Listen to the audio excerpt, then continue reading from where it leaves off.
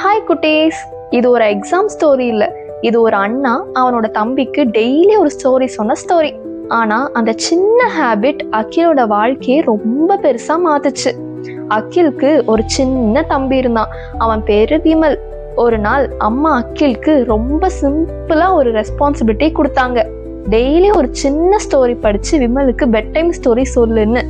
முதல்ல அகிலுக்கு பிடிக்கல. ஸ்கூல் முடிச்சு ரொம்ப டயர்டா இருந்தான். ப்ளே பண்ணணும்னு தோணுச்சு. இது எல்லாம் ஒரு பெரிய ஒர்க் மாதிரி ஃபீல் ஆச்சு. ஆனா அம்மா சொல்லியிருக்காங்களேன்னு அகில் பண்ண ஆரம்பிச்சான். முதல் சில நாள் ஸ்டோரி படிக்கும்போது அகிலோட மைண்ட் வேற எதுலையாச்சும் இருந்தது. ஆனா விமல் ரொம்ப இன்ட்ரெஸ்டோட கேட்டான். ஒரு நாள் விமல் கேட்குறான், அகிலண்ணா அவர் ஏன் இப்படி பண்ணாரு? அகிலுக்கு ஆன்சரே தெரியல. ஸோ அவன் பேஜை திரும்ப படித்தான். ஸ்லோவாக கேர்ஃபுல்லாக. இன்னும் ஒரு நாள் விமல் கேட்குறான், அப்புறம் என்னாச்சுன்னா அப்படின்னு கேட்டான். இப்போ அகில் எக்ஸ்பிளனேஷனை சிம்பிளாக கொடுக்க ட்ரை பண்ணான். ஈஸி வேர்ட்ஸால் விமலுக்கு புரிகிற மாதிரி. டெய்லி இதே மாதிரி போகுது. நிறைய ஸ்டோரிஸ், நிறைய கொஷின்ஸ். இப்போல்லாம் பெட் டைம் ஸ்டோரி டைம் ஒரு டியூட்டி இல்லை. அது அகிலும் விமலும் பாண்ட் பண்ணுற டைம் ஆச்சு. அகில் ரியலைஸ் பண்ணாமலேயே அவனோட லாங்குவேஜும் இம்ப்ரூவ் ஆச்சு. வேர்ட்ஸோட மீனிங் புரிஞ்சுக்க ஆரம்பிச்சான். எக்ஸ்பிளைன் பண்ண கான்ஃபிடென்ஸ் வந்தது.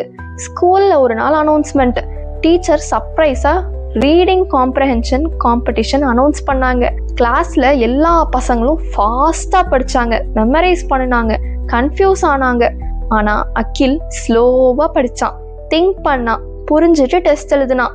ரிசல்ட்ஸ் வந்தப்போ அகில் வின் பண்ணினான். டீச்சர் கேட்டாங்க, அகில் எப்படி ப்ரிப்பேர் பண்ண?